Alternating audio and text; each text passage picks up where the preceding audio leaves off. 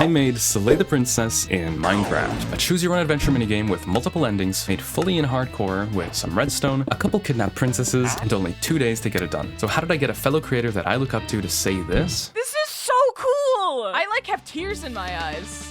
Well, let's go back to the beginning. Slay the Princess is a Choices Matter visual novel where you're told there's a princess trapped in the basement of a cabin, and to save the world you must slay her. Wait, slay? You're supposed to save princesses, not slay them. Can you really trust this narrator guy? But what if he's right? Is it worth risking the end of the world to save some princess? If that sounds interesting, then definitely check the game out. This video won't have any major spoilers, but it is best played blind. So one day I was watching yet another playthrough, Slay the Princess, and thought to myself, it'd be cool to make something like this in Minecraft. And that's where that thought would have ended, until literally the next day when I saw someone else playing the game on Twitch.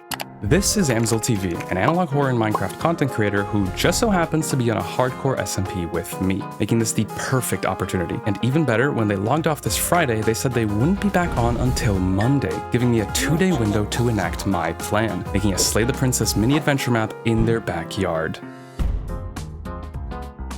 You are on a path in the woods. This is how the game starts, so we're gonna need a path, and we need a way to get our player on that path. Luckily, I know exactly where Amsel logged off, right here in their house, so I want to get their attention as soon as they open their front door, with something like a sign or a big arrow or... That'll do. So let's make this path. Something important to me as I make this is sightlines. There's one view I really want to recreate, which is this shot of the cabin at the end of the path. So we'll have the path in the middle slope down and to the right, so the last bit can be steeper. I also want to ease the player into the experience instead of revealing everything right away, so I'm adding some trees here which will hide the cabin from view at first. Now, at the start of the game, there's a lot of dialogue from the narrator, which we're gonna need to recreate. We have pretty much just 2 options to display text, that being signs and lecterns. They each have their own strengths, with signs being very easily read and are even dyeable, but lecterns allow for much more text to be shown at once, though you have to click on them, which I think won't be good for immersion. We will use lecterns later, but for simple dialogue, signs are probably gonna be our best bet. We'll spread the signs along the path, since there's a lot of exposition at the start, and we don't want the player to sit still for like 2 minutes just reading stuff. I also intentionally placed the first sign that mentions the cabin to be right when the cabin becomes visible, which I think will have a nice effect. For this part, the player doesn't really need to do anything besides read and walk. The choices will come soon enough though, because at the end of that path is a cabin. Here, the player will have to make their first choice in this adventure. As they enter the cabin, the narrator informs them of a pristine blade upon a table, instructing the player to take it. Whether or not the player takes this blade is a very impactful decision. So we need a way to prompt our player to take a blade, then a way for them to accept or refuse it, and a way to change the rest of the story based on their choice. So let's talk redstone. I had a couple ideas, like having a sword in a chest or item frame, then using a comparator to check if there's an item inside, but I thought that wouldn't be super clear, and if they put a different item inside, it would mess up the redstone. So instead, we're just gonna keep it simple and prompt them with a sign and button. It's quite simple, really.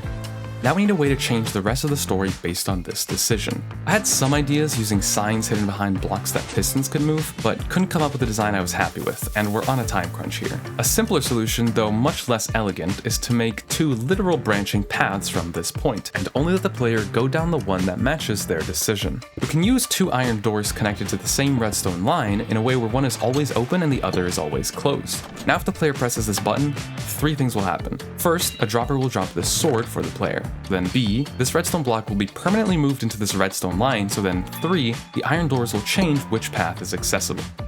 I've also made it so if the player goes down the first path without taking the blade, the door will lock behind them, making either decision permanent. So now the player can make this first choice, and the rest of the story will change accordingly, since in the basement of that cabin is a princess.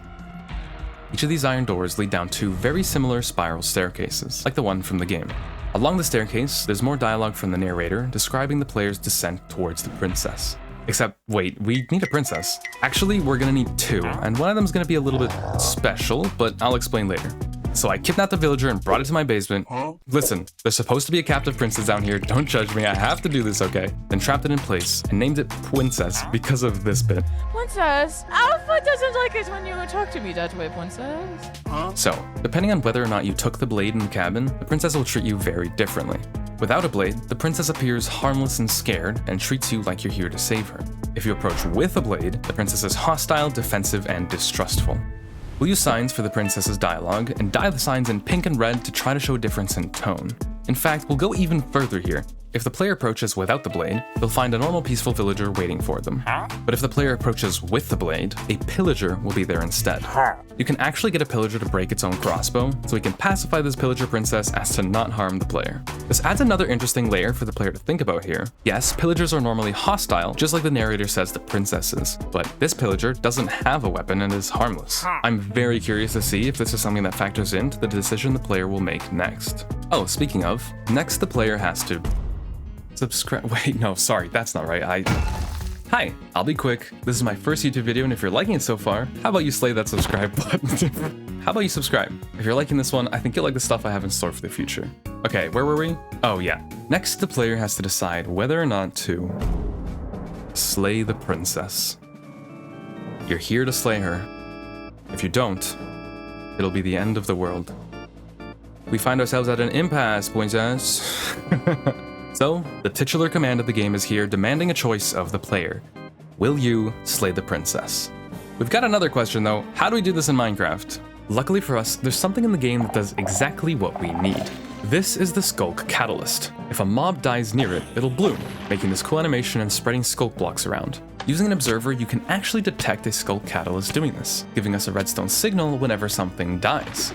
One potential issue is the skulk block spreading, but I realize the spreading only happens when it absorbs nearby XP. And since villagers don't drop XP when killed, this won't be a problem at all.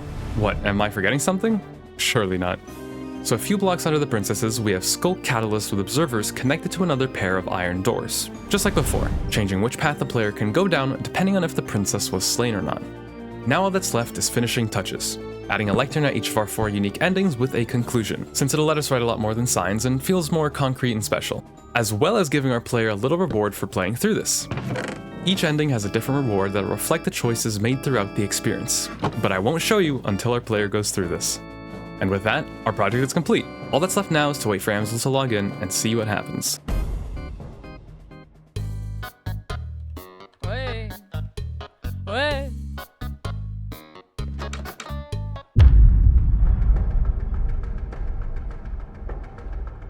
What the fuck happened here?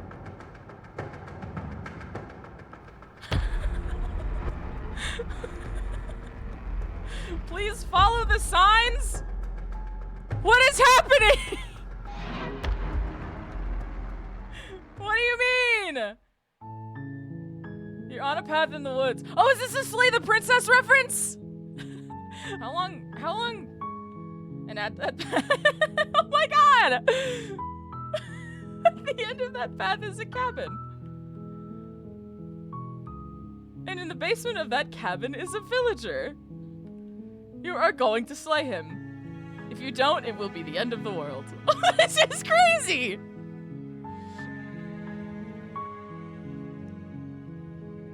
You make your way up a short path to the cabin. You'll find the villager within. What? The interior of the cabin is almost entirely bare. The only furniture of note is a plain wooden table. Perched on the table is a pristine blade. The blade is your implement. You'll need it if you want to do this right. This is crazy!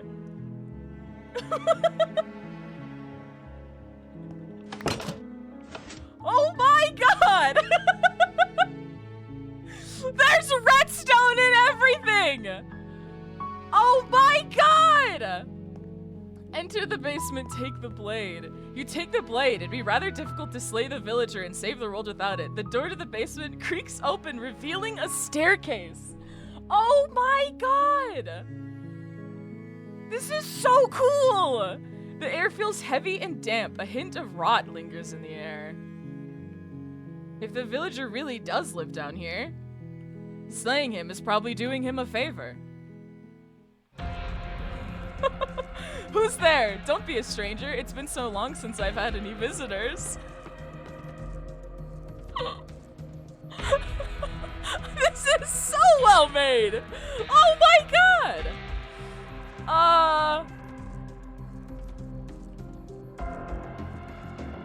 I gotta kill him, right? That's so cool. Oh my god. Chat, what do we think? Chat, what do we think? Do we kill him or no? Kill? This is crazy. This is insane. The amount of work that had to go into this. I kind of want to not though, just to see. Oh, fuck. Oh. Kill.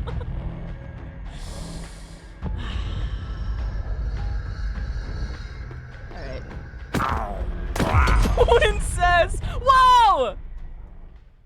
Whoa!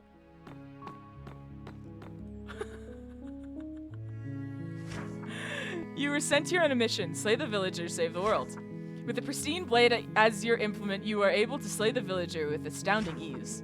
Was this villager really able to end the world? You pushed the thought out of your mind. It is over now. Your only hope you can you only hope you can live with your decision.